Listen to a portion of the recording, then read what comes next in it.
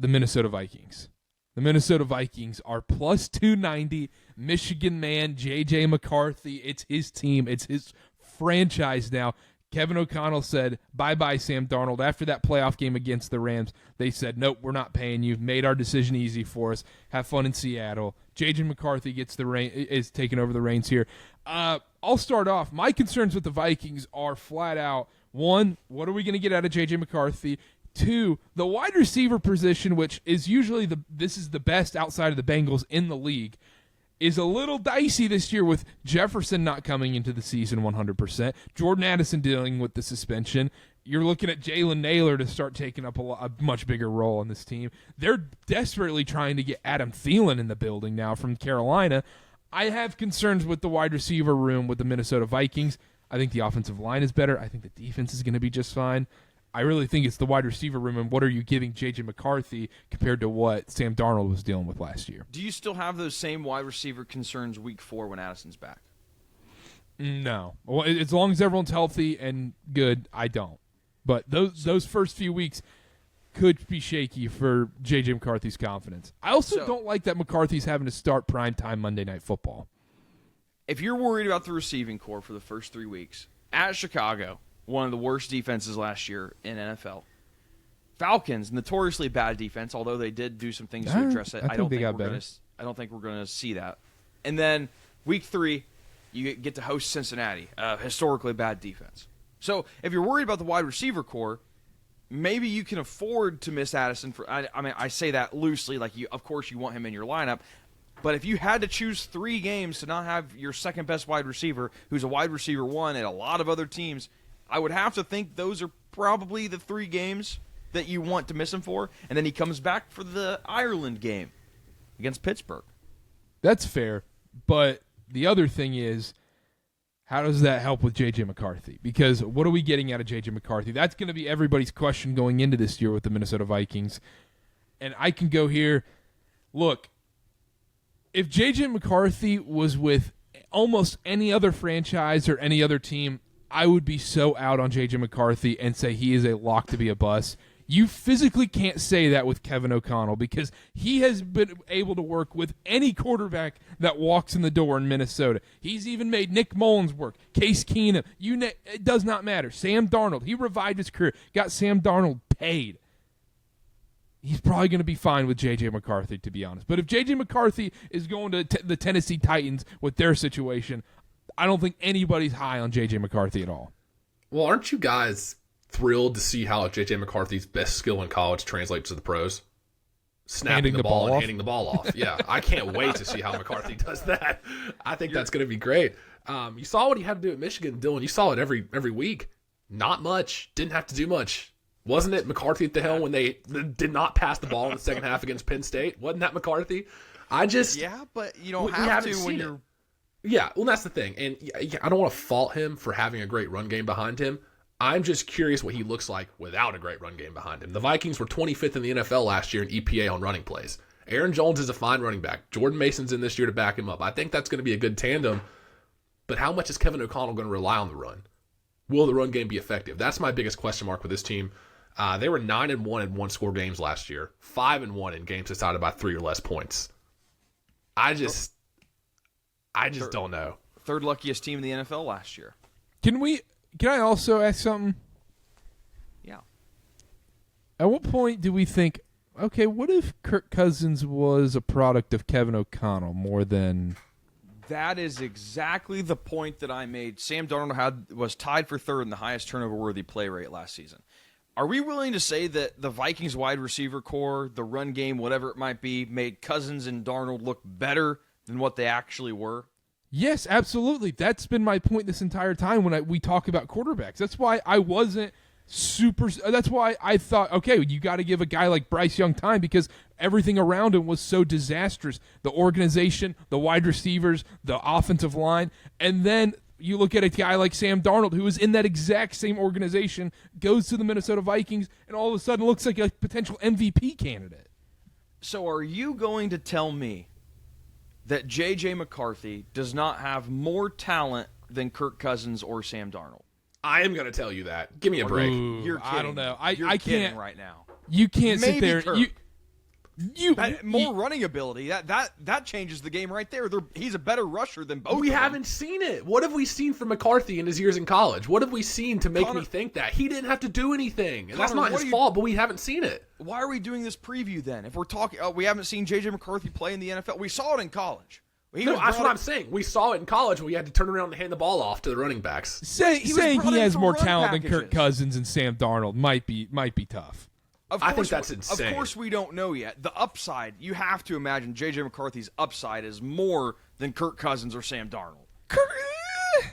He can run the ball. Kirk Cousins and Sam Darnold can't run the ball. Darnold? Sneaky on the ground.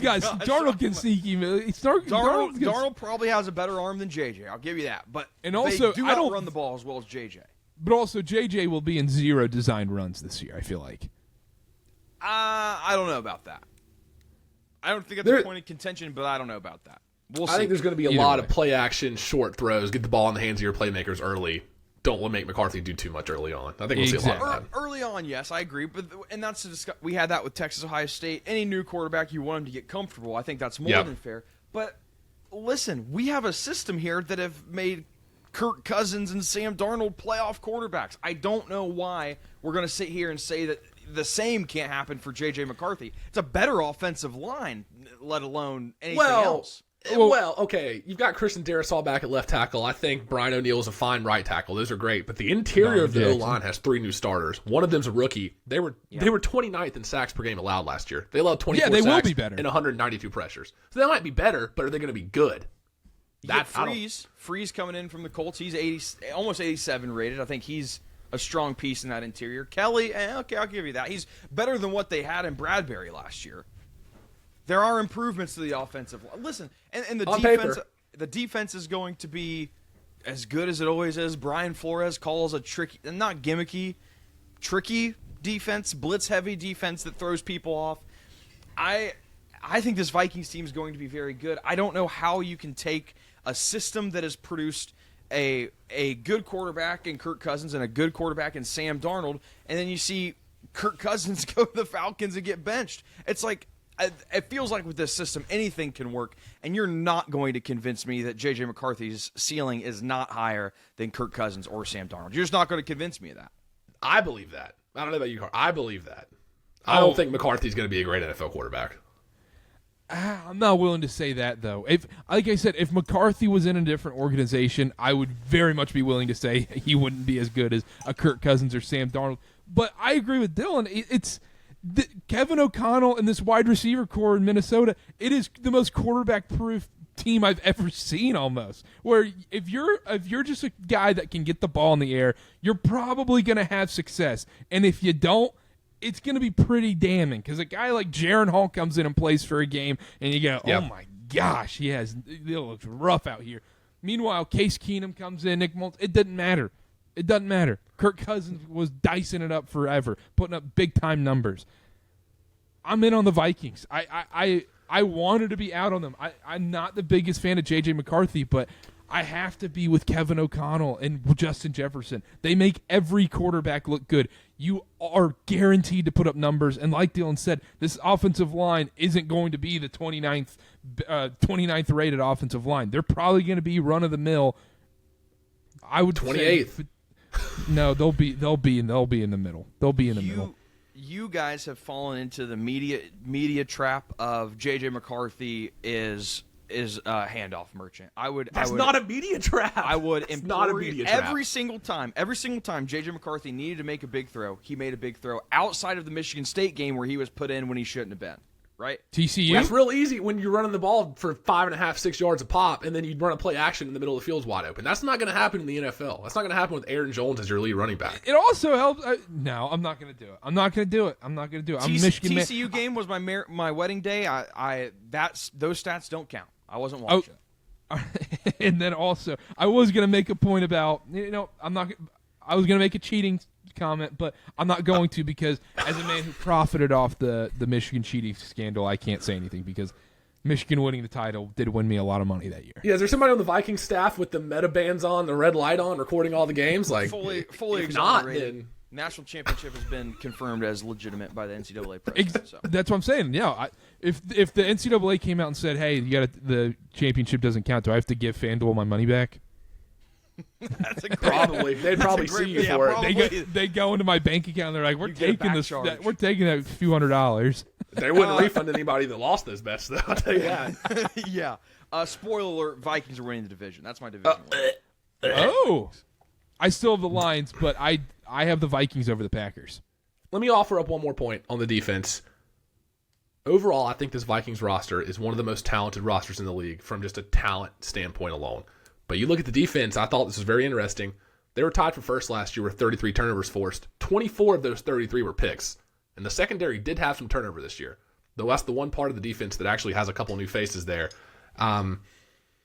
It's not even that, though. It's the J.J. McCarthy point for me. The weapons are great. I think the running back room is fine. I think the O-line is going to be middling. It's the J.J. McCarthy point for me. And I get it with the Kevin O'Connell thing. I wrote that down as well. If you can have success with Cousins and Case Keenum and Sam Darnold, I understand that. I just don't believe this year, in year one of J.J. McCarthy, this Vikings team is going to do anything memorable. 8 of their final 12 games after the bye are against playoff teams from last year. They're playing that second-place schedule. They're playing the AFC North, NFC East. I've got him 6-11 this year. Wow. I've got him third in the division, 6-11. Yeah, that's ridiculous. That's not insane. Ridiculous. Yeah, it is. I'll give him 7-10 just for you, Dylan. 7-10. I don't think they make the playoffs. So the Vikings are finishing last in the division with J.J. McCarthy. No, I think them and the Bears are going to be neck and neck, 6-11, 7-10. Well, that would be a good segue, but I still have a couple more things on the Vikings. Nah, please keep it going. I'm not doing it. I'm out on the Vikings this year. Clip it. Make the fans mad. Well, no, I think the positive Viking stuff is getting clipped because Dylan and I are in on the Vikings. I don't even think you have to be on the train of J.J. McCarthy's a great quarterback to like this Vikings team. Is my point. What if I'm on the train of J.J. McCarthy is not even a good quarterback? At least this year. Is Case Keenum a good quarterback? Is Nick Mullins a good quarterback? Case Keenum is in his first year. Is Sam Darnold a good quarterback? None of these guys were in their first year. These are guys that have played in the league. Up until right before last season, Sam Darnold was, I don't know about Sam Darnold. Sam Darnold stinks. even though I do want to point it out on this podcast that I did say Sam Darnold was better than Brock Purdy. I was early on that. You did with the 49er stuff. Are we sure McCarthy's better than Sam Darnold? Are we sure he's going to be better than Sam Darnold? I'm not. The 49ers fans did say I needed my tires slashed because I said that, but, Sounds about right. Dylan, if McCarthy didn't have that big block M on his college alumni logo, are you still going to – does that change the way you feel about him? Yes, 100%. Sure, it does, but that still doesn't change the fact that everything Karter says is true. Okay, this system has made average quarterbacks look great. Okay, let's pretend Will Howard's playing quarterback for the Minnesota Vikings. Well, then that's different because you sit here and you say, oh, you have 3 first-round draft pick wide receivers were thrown to in college. You don't have that. Yeah, you literally do. You have the best wide receiver in the league potentially. Well, yeah, but Jalen Naylor? Jordan Addison by week 4? Literally go back and watch 2021 Ohio State tape. He's throwing to Olave, Jackson Smith and Jigba, and someone else, Garrett Wilson. So, yeah. It'd be a little different, but I still think you could put just about anybody in at quarterback in this system and it would be okay. I just think J.J. McCarthy's ceiling's higher than Cousins and Darnold. I agree. That run game, I think the run game has to improve, though. One of those running backs has to step up. And Aaron Jones, Give me a record. Record? I'll go 10-7. 12-5. 7-10. Also, Packers prediction, I'm going 9-8. I don't know if I said my record for them. Oh, 7-10. I had Packers at 11-6. 12-5 maybe. All right. I like this. No, I like we're all on the same page. I actually enjoy this. I think I do this with the Vikings every effing year where I'm like, man, I kind of want to be in on the Vikings. And then by week 3, I end up sitting there being like, I think Sam Darnold's an MVP guy. I fall in love with the Vikings every single effing year.